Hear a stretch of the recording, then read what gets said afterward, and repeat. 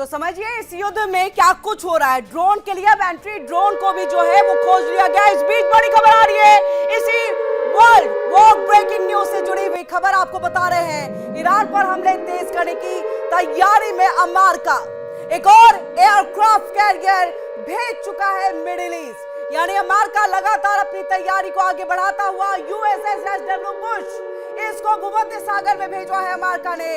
Israel के तट के पास में ये तैनात होगा नया वॉरशिप और ईरान में ग्राउंड फोर्स की तैनाती की तैयारी में अमेरिका है यहाँ पर। तो आप समझिए अमेरिका एक तरफ जो लगातार ईरान ड्रोन के जरिए हमला करके बड़े बड़े मिसाइलों को नुकसान पहुंचा रहा है, एयरक्राफ्ट को नुकसान पहुंचा रहा है। तो अब ऐसे में एंटी ड्रोन तो खोजा ही गया, लेकिन साथ ही आइए तस्वीर दिखाते हैं कि कैसे यहाँ पर USS-HW बुश को भी जो है वो तैनात कर दिया है अमेरिका ने। यानी अमेरिका लगातार अपने कदम इस युद्ध के दौरान वो बढ़ाता हुआ युद्ध पोतों को यहाँ पर तैनात करता हुआ, जो कि इजराइल के वहां पर ये रहेगा और ये भूमध्य सागर में इसको जो है वो तैनात किया गया है। और आइए इस बीच एक और बड़ी खबर आ रही है, बड़ी खबर वर्ल्ड वॉर ब्रेकिंग न्यूज आपके सामने है।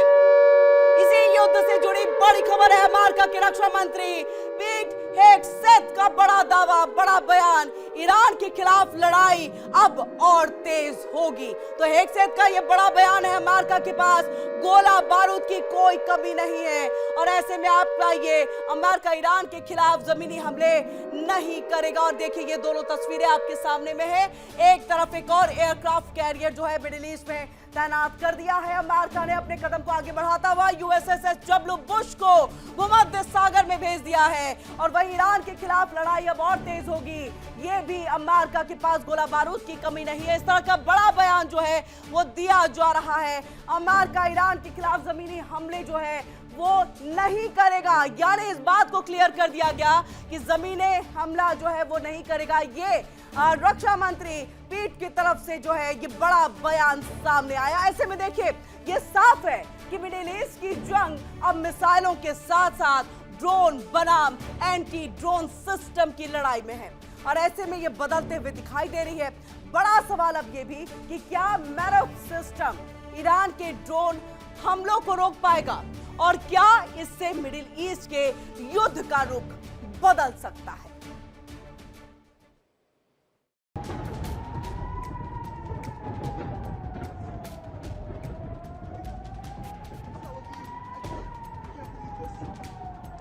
ये खुलासा अमेरिका की मिडिल ईस्ट में एंटी ड्रोन क्षमताओं को मजबूत करने की कोशिश, अमेरिकी और इजरायली हमलों के लिए पूरे क्षेत्र में ईरानी जवाबी कार्रवाई की योजना के बारे में चिंताओं को रेखांकित करती है।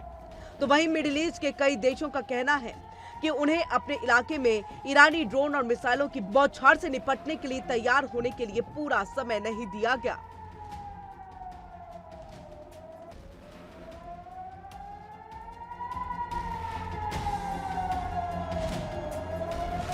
यूक्रेन में तैनात ये सिस्टम मैरस के नाम से जाना जाता है और ये ड्रोन के खिलाफ ड्रोन उड़ाता है। ये इतना छोटा है कि एक मिड साइज पिकअप ट्रक के पीछे फिट हो सकता है, ड्रोन की पहचान कर सकता है और उनके करीब जा सकता है। तो साथ ही सैटेलाइट और इलेक्ट्रॉनिक कम्युनिकेशन जाम होने पर आर्टिफिशियल इंटेलिजेंस का इस्तेमाल करके नेविगेट कर सकता है।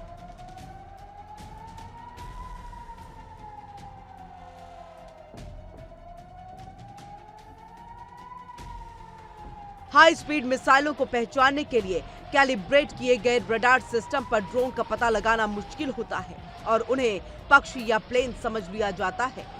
मैरस सिस्टम उन्हें पहचानने और उन्हें मार गिराने के लिए डिजाइन किया गया है। खास बात यह है कि ये सिस्टम 50,000 से कम कीमत वाले ड्रोन पर लाखों डॉलर की मिसाइल दागने से भी सस्ता है।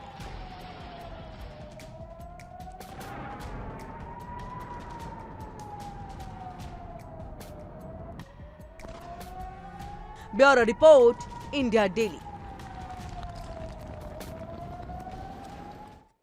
तो देखा किस तरह से मिडिल ईस्ट में बढ़ते तनाव का जो असर है अब अलग अलग जगहों तक पड़ना शुरू हो गया है और एशिया तक भी अब ये दिखाई देने लगा है।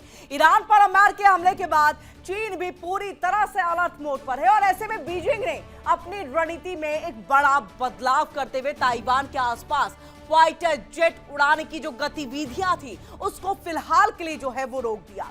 हैरानी की बात यह है कि पिछले 7 दिनों में ताइवान के इलाकों में एक भी चीनी वॉर प्लान उड़ता हुआ दिखाई नहीं दिया है, जबकि आम तौर पर चीन लगातार ताइवान के एयर डिफेंस जोन में अपने लड़ाकू विमान को भेजता रहा है। ईरान जंग से चीन अलर्ट।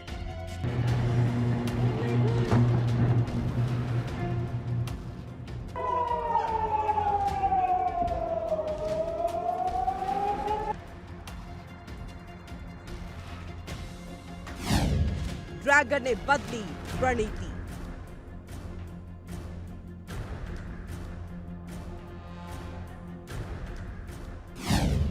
ताइवान स्पेस में नहीं दिखा फाइटर जेट।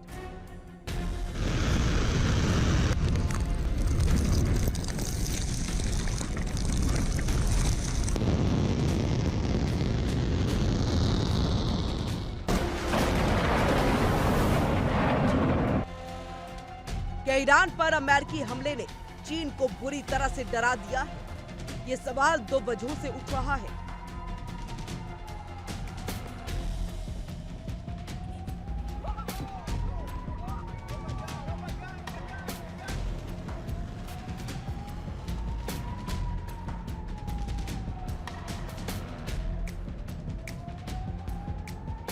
पहला, चीन ने ईरान जंग के बीच सेना के बजट में बढ़ोतरी का फैसला किया। इसके तहत सेना के बजट में 7% तक की बढ़ोतरी दर्ज की गई।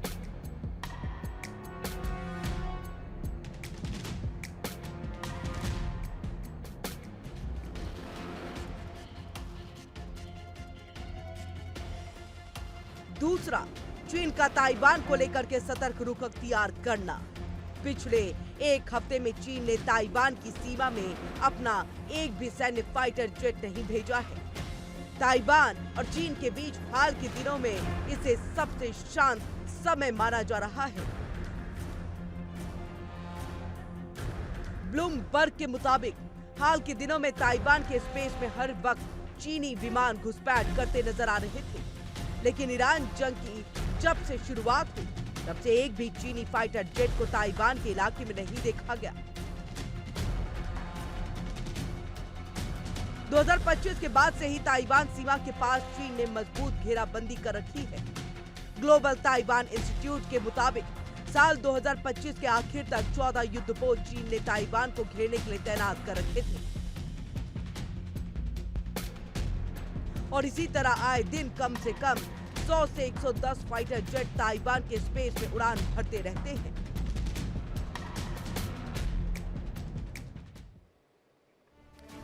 तो ऐसा माना जा रहा है कि मिडिल ईस्ट में बढ़ते युद्ध के खतरे और वैश्विक हालात को देखते हुए चीन फिलहाल सीधे टकराव से बचने की रणनीति पर काम कर रहा है। लेकिन सवाल ये कि क्या यह सिर्फ अस्थायी रणनीति है या फिर एशिया में भी किसी बड़े खेल की तैयारी चल रही है।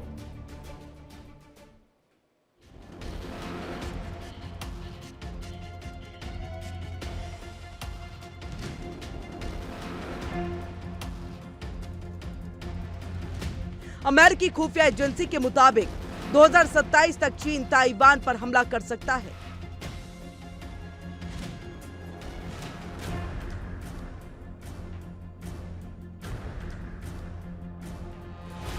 ताइवान भी इसी डेडलाइन के तहत अपनी तैयारी कर रहा है।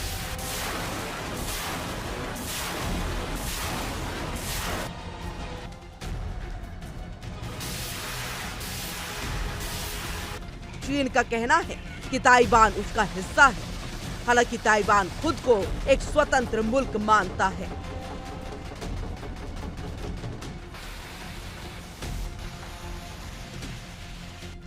चीन को ईरान का सबसे अच्छा दोस्त माना जा रहा था, लेकिन जब अमेरिका ने ईरान पर हमला किया तो चीन सिर्फ उसके पक्ष में बयानबाजी करता नजर आया।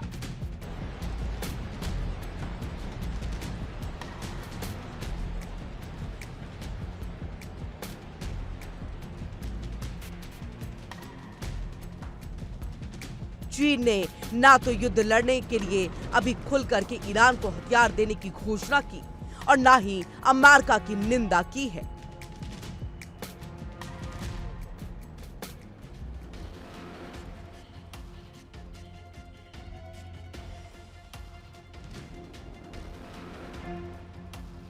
एक्सपर्ट्स के मुताबिक चीन को शासन से ज्यादा तेल की चिंता है। चीन को लगता है कि अगर अमेरिकी प्रहार की वजह से ईरान की सत्ता बदल जाती है तो उसे भविष्य में मुश्किलों का सामना करना पड़ सकता है, क्योंकि 2025 में चीन के कुल तेल आयात का 55% से अधिक हिस्सा मिडिल ईस्ट से आया और इसमें करीब 13% ईरान से आया। Bureau report, India daily.